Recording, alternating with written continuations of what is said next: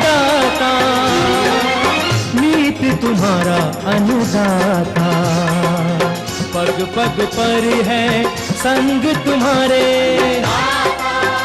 अन्नदाता।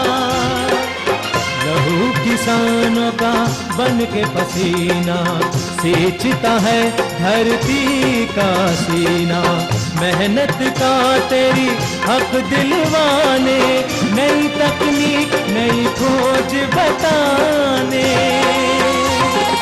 पशुधन को गुणवान बनाना, पौध सुरक्षा को सिखलाना, खेती के सब गुर समझाने, भारत का सरताज बनाने, आठों पहर है संग तुम्हारे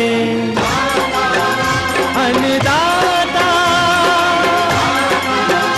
अन्नदाता। नमस्कार, आप सभी का अन्नदाता कार्यक्रम में स्वागत है। मैं हूं आपके साथ श्वेता भट्टाचार्य। हर रोज की तरह कार्यक्रम में हम लेकर आते हैं खेती बाड़ी से जुड़ी हुई बहुत सी लाभकारी जानकारियां। तो चलिए सबसे पहले देखते हैं क्या है विशेष आज के कार्यक्रम में। हरी फलियों के रूप में फ्रेंच बीन का उत्पादन कर लाखों की आय ले रहे सफल किसान का अनुभव। बेल फलों की फटने की समस्या और उचित समाधान पर तकनीकी जानकारी। गेहूं की बढ़वार में सबसे बड़ी समस्या बनने वाले खरपतवारों के नियंत्रण पर जानकारी।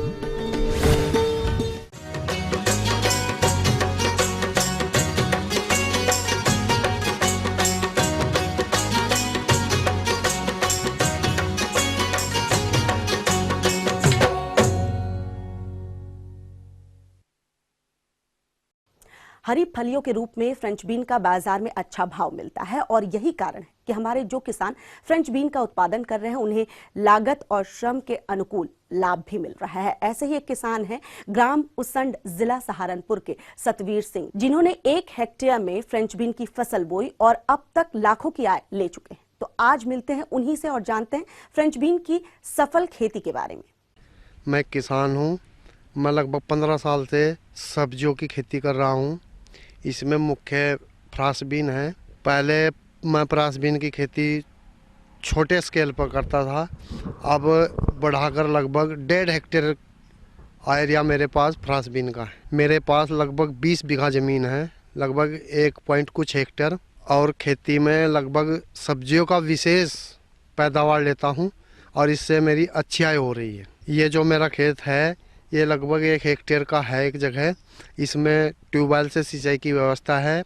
इससे पहले इसमें धान की फसल थी, उसको काटने के बाद मैंने इसमें फ्रांस बीन लगाई है। धान की फसल काटने के बाद मैंने इसे अक्टूबर में इसकी जुताई बढ़िया करके उसमें खाद कंपोस्ट लेवल करने के बाद मैंने इसमें फ्रांस बीन लगाई है।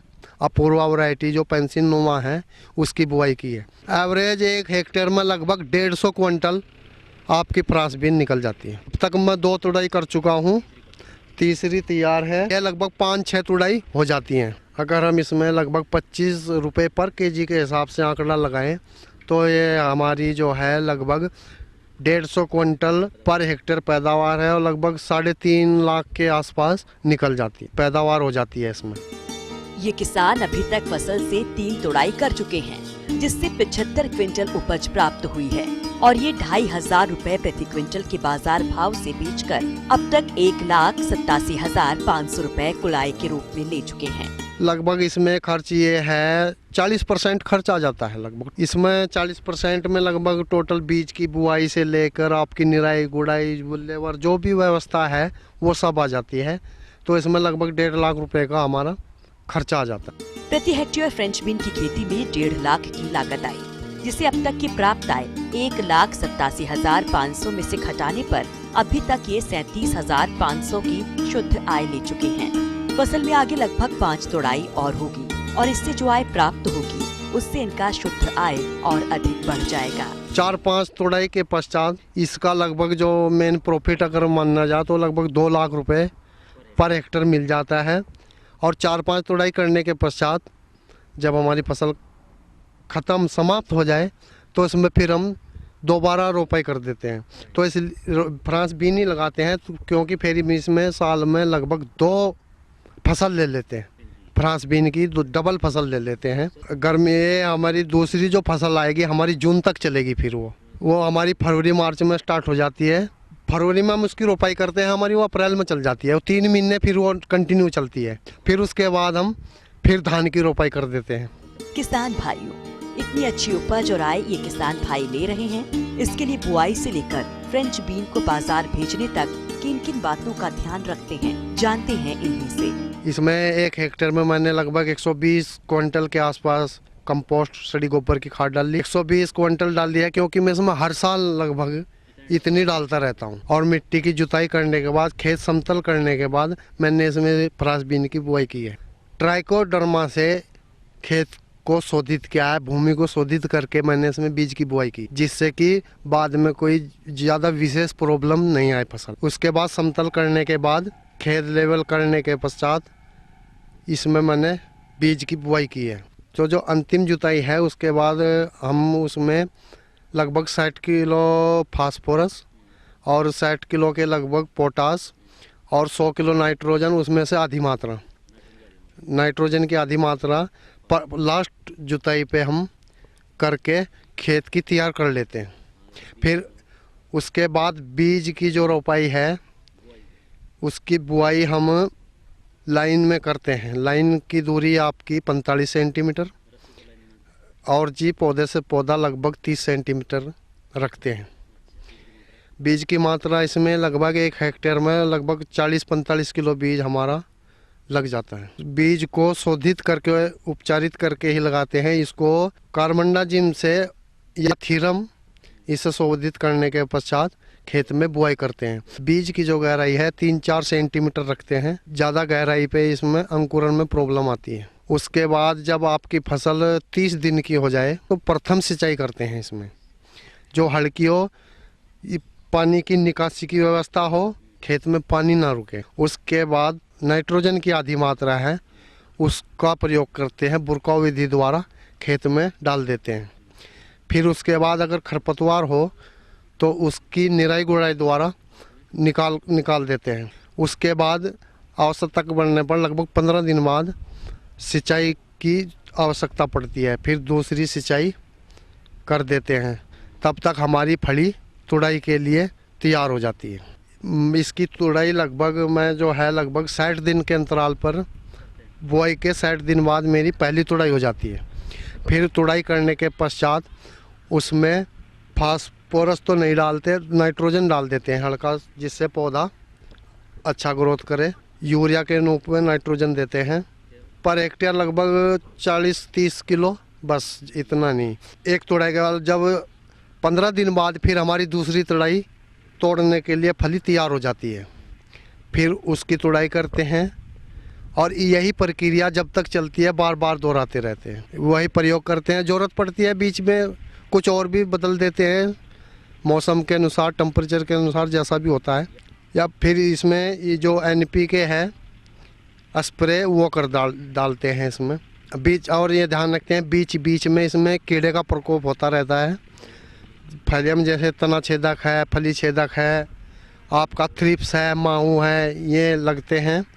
तो इसके लिए अमीडा हल्की जो दवाई है उसके रूप में प्रयोग करते हैं।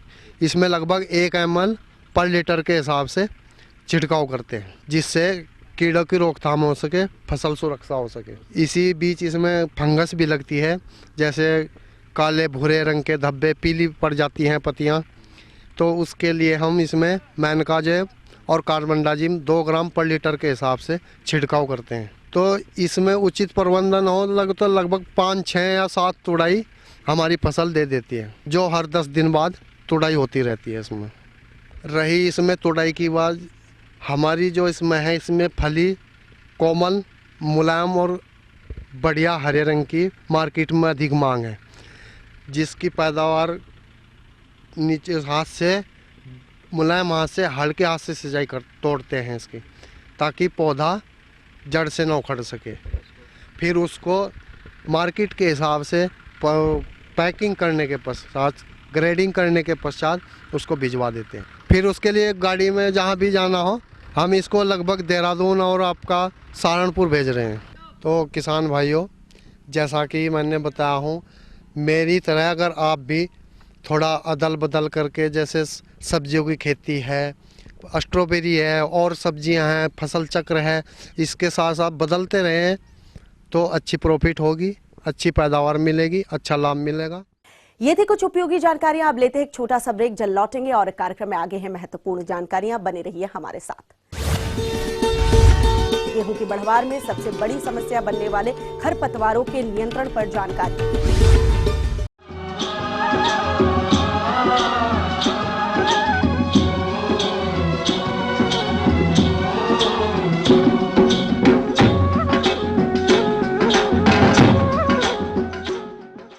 ब्रेक के बाद आप सभी दर्शकों का स्वागत है। चलिए रुख करते हैं अगली कड़ी की ओर।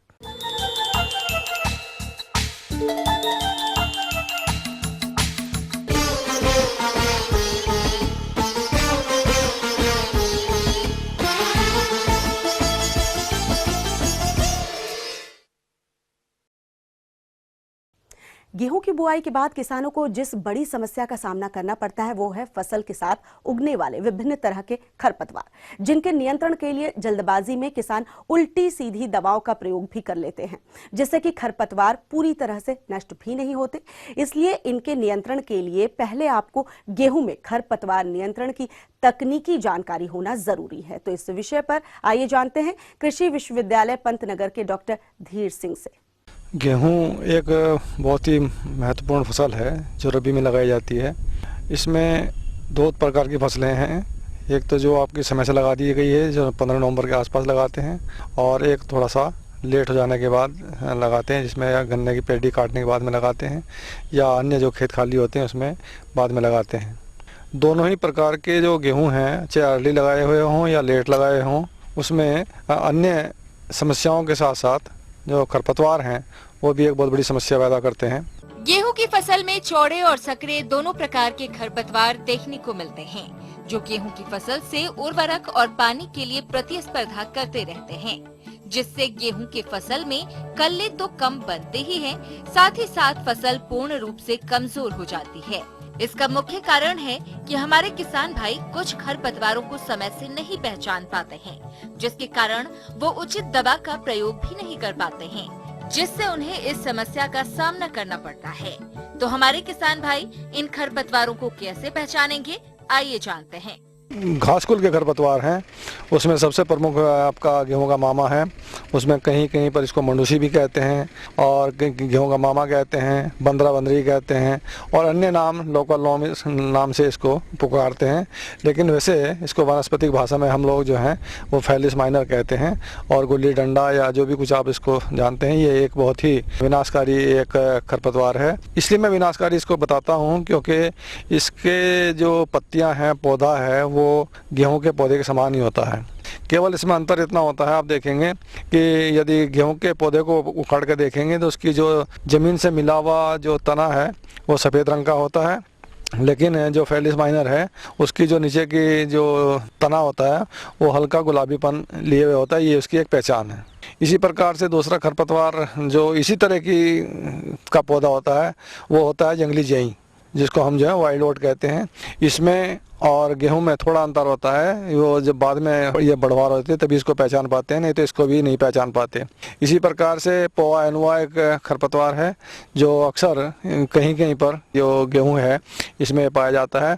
वैसे पोआ एनुआ जो है ये जैसे आपका आलू काटने के बाद में गेहूँ लगाते हैं उसमें ज़्यादा पाया जाता है, या ज़मीन हल्की होती है उसमें ज़्यादा पाया जाता है। इसके अलावा जो चौड़ी पत्ती वाले खरपतवार हैं वो भी काफ़ी मात्रा में इसमें मिलते हैं, और ये सभी खरपतवार कुछ तो ऐसे होते हैं जैसे चौड़ी पत्ती वाले खरपतवार हैं वो शुरू से ही जमना शुरू कर देते हैं, लेकिन जो ये घासकुल वाले खरपतवार हैं ये अधिकांशतः जब खेत में हम पानी लगा देते हैं, पहले सिंचाई करते हैं, तब ये ज़्यादा इसको प्रभावित करना शुरू कर देते हैं। तो चौड़ी पत्ती वाले खरपतवारों में आप जानते हैं सभी कि इसमें बथुआ है, चटरी मटरी है, और आपका जंगली गाजर है, और इसके अलावा मटरी है, अकरी है, सत्यानाशी है, और आपका जो है ये कटीली है। ये सब जो चौड़ी पत्ती वाले खरपतवार हैं ये भी काफ़ी हद तक इसको प्रभावित करते हैं। गेहूं की फसल को खरपतवारों से मुक्त रखना बहुत ही जरूरी होता है, क्योंकि अगर हमारे किसान भाई समय से इन खरपतवारों का नियंत्रण नहीं करते हैं तो इसका हानिकारक प्रभाव फसल से मिलने वाली उपज पर पड़ता है, जिससे हमारे किसान भाइयों को अच्छा लाभ भी प्राप्त नहीं हो पाता है। तो किसान भाई अपनी फसल को खरपतवारों से कैसे बचाएं, आइए जानते हैं। पहली बात तो यह है कि अगर हमारे पास समय उपलब्ध हो और हम थोड़ा सा धैर्य रख सकें, तो जिस खेत में हमें गेहूं लगाना है उस खेत में पलेवा करके गेहूं को हम लगाएं। उससे क्या होता है कि जो खरपतवार के बीज होते हैं वो पहले ही जम जाते हैं और जब हम इसकी जुताई करते हैं तो पहला फलस लगभग उसका समाप्त हो जाता है।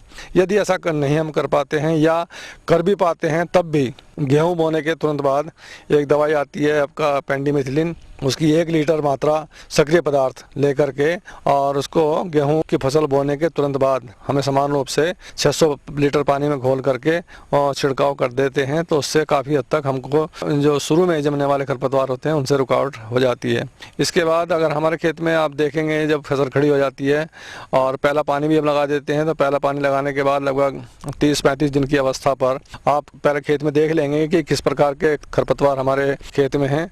अगर उसमें केवल चौड़ी पत्ती वाले खरपतवार हैं, क्योंकि देखिए ये आपकी जो फसल पद्धति है इसके ऊपर निर्भर करता है कि हम किस प्रकार की फसल पद्धति अपने खेत में ले रहे हैं। कहीं कहीं पर तो आपने देखा होगा कि चौड़ी पत्ती दिखाई पड़ती है, किन्हीं खेतों में चौड़ी पत्ती दिखाई नहीं पड़ती है, केवल घास कुल के खरपतवार ही दिखाई पड़ते हैं। कुछ खेत ऐसे होते हैं जहाँ पर मिश्रित जो खरपतवार होते हैं उसमें चौड़ी पत्ती वाले भी होते हैं और घासकुर के खरपतवार भी होते हैं, तो दोनों ही प्रकार के खरपतवार उसमें पाए जाते हैं। तो मेरा कहने का तात्पर्य यह है कि अगर केवल चौड़ी पत्ती वाले खरपतवार हैं तो उसमें अन्य खर्चीली दवाइयों का प्रयोग करने की आवश्यकता नहीं है। उसमें केवल आप 2,4-D का प्रयोग कर सकते हैं। 2,4-D का प्रयोग करने के लिए आधी लीटर मात्रा दवाई की लेकर के 400 से 600 लीटर पानी में घोल करके और 30-35 दिन की अवस्था पर छिड़काव अवश्य कर दें। तो उससे आप देखेंगे कि जो चौड़ी पत्ती वाले खरपतवार हैं पहले वो पीले होने शुरू हो जाते हैं और पीले होकर के अल्टीमेटली फिर वो बिल्कुल ख़त्म होकर के ज़मीन पर गिर जाते हैं। तो इस प्रकार से जो चौड़ी पत्ती वाले खरपतवार हैं वो बिल्कुल नष्ट हो जाते हैं। इसके अलावा जो कुछ ऐसे खरपतवार भी आजकल हमारे खेतों में आने शुरू हो गए हैं जो 2,4-D से कंट्रोल नहीं होते हैं, तो उसके लिए एक दवाई आती है मेटसल्फोन मिथाइल करके। तो उसकी आपको 5 ग्राम मात्रा लेकर के और 400-600 लीटर पानी में घोल करके उसको भी हम छिड़काव कर देते हैं। तो जो खरपतवार 2,4-D से नहीं मरते हैं वो इस MSM से मेटसल्फोन मिथाइल से मर जाते हैं। अगर आपके खेत में मिश्रित खरपतवारों की समस्या है तो उसके लिए आप आइसोप्रोट्रॉन का प्रयोग कर सकते हैं। आइसोप्रोट्रॉन की 1 किलोग्राम मात्रा सक्रिय पदार्थ लेकर के और वो भी 30 से 35 दिन की अवस्था पर अवश्य उसका छिड़काव कर दें। वो भी 600 लीटर पानी में घोल करके छिड़काव करें। तो उससे क्या होता है कि जो कुछ जो चौड़ी पत्ती वाले खरपतवार होते हैं वो भी मर जाते हैं और जो बारीक पत्ती वाले खरपतवार विशेष रूप से आपका जो फेलिस माइनर होता है उसके ऊपर ये काफ़ी अच्छी दवाई है।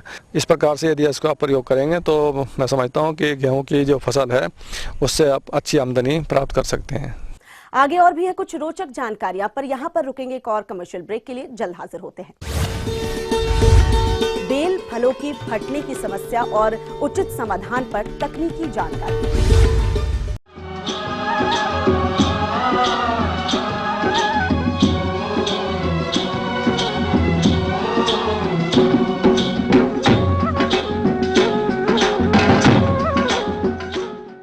ब्रेक के बाद एक बार फिर से आप सभी दर्शकों का अन्नदाता कार्यक्रम में स्वागत है। बढ़ते हैं अगली प्रस्तुति की ओर।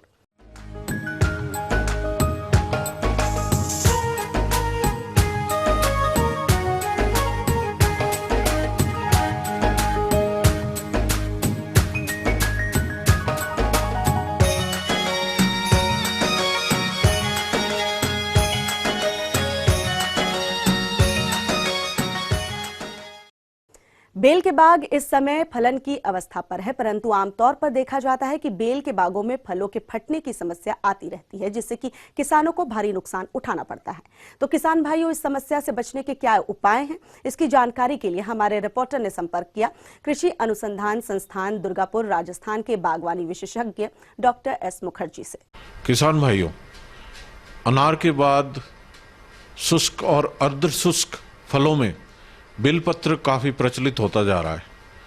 किसान भाई जहाँ पे पानी की कमी है, जहाँ वर्षा कम होती है, वहाँ पे बेलपत्र लगाते जा रहे हैं और इससे अच्छी आमदनी ले रहे हैं। लेकिन बेलपत्र में एक बहुत बड़ी समस्या है फटने की। कई बार ये डंठल के वहाँ से जो है फटता है, या कई बार गोलाई में फट के फल बाद में उसमें फफूंद लग जाता है और सड़ने लग जाते हैं, खराब हो जाता है फल। बेल फटने की जो मुख्य कारण है, एक तो जमीन में, मृदा में आपके समुचित मात्रा में नमी का ना होना। इसलिए जब भी बेल के फल पेड़ों पे लग जाए, अच्छी तरह से उसका परागण हो जाए और फल समुचित आकार का हो जाए, मतलब छोटे बॉल के रूप का हो जाए, उसके बाद में सिंचाई का समुचित प्रबंध रखें। भारी सिंचाई नहीं दे, जब भी करे हल्की सिंचाई दे, लेकिन नियमित रूप से सिंचाई करते रहे। उससे क्या होगा कि जो बाह्य आवरण है, छिलका है, वो कभी कठोर नहीं होगा। हम लोग काफ़ी दिनों तक सिंचाई नहीं करते हैं बेल में, तो बाहर का छिलका कठोर हो जाता है और एकदम से वर्षा हो जाती है या हम सिंचाई कर देते हैं तो अंदर जो है प्रेशर बढ़ता है, क्योंकि रस की मात्रा फलों में बढ़ती है पानी देने से, और बाहर का छिलका कठोर होने से वो फट जाता है। इसलिए बेल के लगने के बाद में आप नियमित रूप से सिंचाई करते रहे। दूसरा मुख्य कारण है बोरोन की कमी। तो बोरोन की कमी के वजह से भी बेल फटता है। इसके लिए करीब 20 से 25 किलोग्राम बोरेक्स प्रति हेक्टर की दर से हर पौधे में दे। जैसे जिस भी दूरी में आप पौधे लगा रहे हैं उसी के हिसाब से इसकी मात्रा कैलकुलेट कर ले, निकाल ले, और उसके बाद प्रति पौधे में जब आप खाद और उर्वरक मिलाए उसके साथ बोरेक्स भी मिलाए। इसके साथ साथ फल लगने के बाद में बोरेक्स 0.2 से 4% की मात्रा का घोल का छिड़काव करें। घोल का छिड़काव कम से कम 2 बार दोहराएं और एक छिड़काव से दूसरे छिड़काव के बीच में अंतराल 15 से 20 दिन का रखें। इससे जो बाहर का छिलका है वो नरम रहेगा और बेल की फटने की समस्या बिल्कुल तो नहीं रोक पाएंगे, लेकिन काफ़ी हद तक जो है इसमें कमी ला सकते हैं।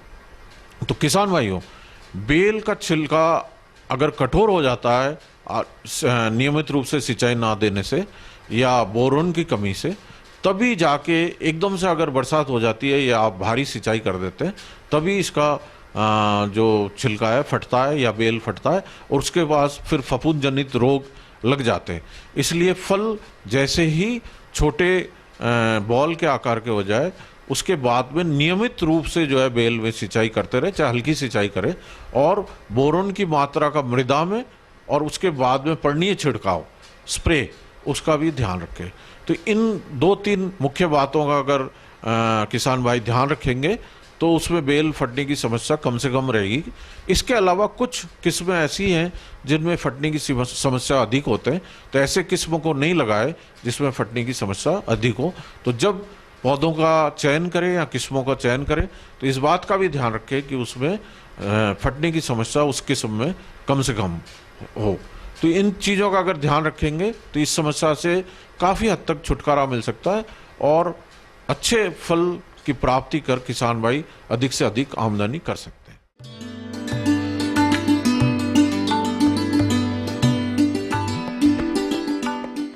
अन्नदाता हेल्पलाइन निशुल्क फोन संपर्क सेवा के माध्यम से आपके द्वारा पूछे गए प्रश्नों में से 1 या 2 महत्वपूर्ण प्रश्नों को हम अपने कार्यक्रम में शामिल करते हैं। इसी के तहत आज का चयनित प्रश्न और उसका जवाब इस प्रकार है। अन्नदाता निशुल्क फोन संपर्क सेवा के माध्यम से पूछे गए प्रश्नों में से आज हमने जिस प्रश्न को कार्यक्रम में शामिल किया है उसे पूछा है फूलपुर जिला वाराणसी के कृषक भानु प्रताप सिंह ने। यह सर्दियों में दुधारू पशुओं की देखरेख प्रबंधन के बारे में जानकारी चाहते हैं। तो भानु प्रताप सिंह जी, आपकी जानकारी हेतु प्रस्तुत है कार्यक्रम का यह अंश। जैसे किसान भाई आप इस समय जानते हैं कि सर्दी का मौसम स्टार्ट हो चुका है, तो जिस प्रकार से आदमी अपने को जो है विभिन्न मौसम से बचाने के लिए विभिन्न तरह के तरीके अपनाता है, तो उसी तरह हम अपने पशुओं को भी सर्दी से बचाने के लिए कुछ अलग बदलाव करना पड़ता है। जैसे कि आप इस समय अपने पशुओं को खुले में बांधते थे गर्मी के मौसम में, सर्दी में पशुओं को अपने जो है आप किसी बंद बाड़े में रखिए, और बंद बाड़े में भी ऐसा रखिए कि जो है एकदम बंद ना हो, मतलब हवा का जो है आवागमन अवश्य होना चाहिए। अगर आपने बिल्कुल बंद कमरे में बांध दिया है तो पशुओं में जो है सांस की बीमारी या जो है अन्य रोग होने की संभावना रहती है।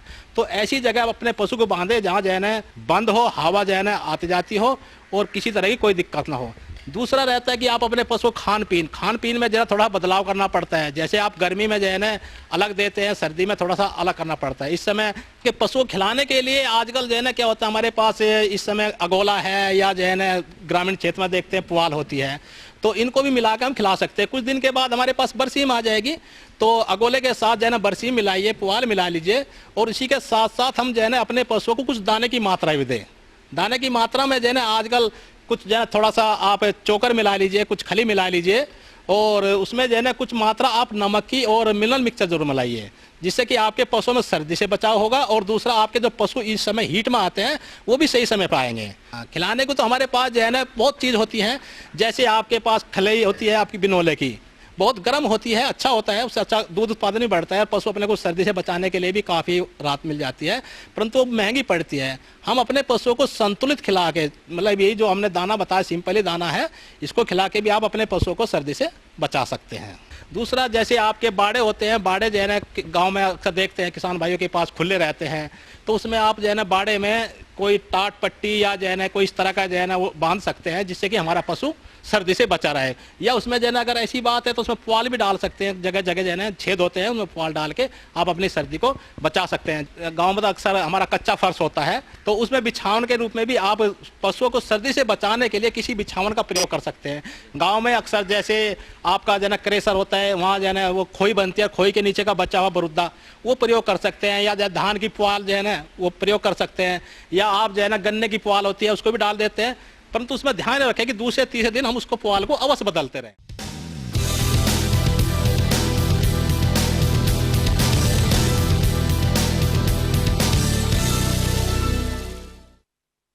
राज्य की विभिन्न मंडियों में कृषि उत्पादों के चढ़ते उतरते बाजार भाव की संक्षिप्त जानकारी इस प्रकार है।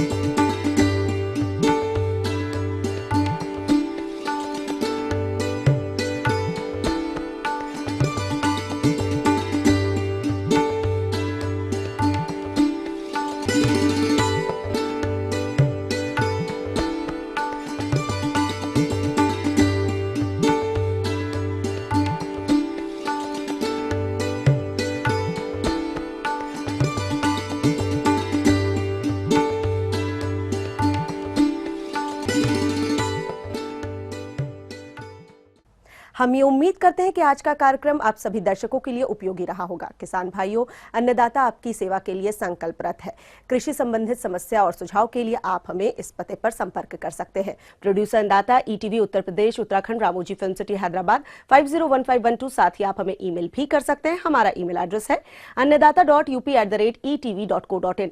इसके अतिरिक्त आप हमें निःशुल्क हेल्पलाइन नंबर 180010845999 पर सोमवार से शनिवार सुबह 10 से शाम 4 बजे के बीच संपर्क कर सकते हैं। अब आइए देखते हैं कल दिखाए जाने वाले कार्यक्रम की मुख्य झलकियां। क्षारीय भूमि और क्षारीय जल से प्रभावित क्षेत्रों में बोई गई फसल का प्रबंधन।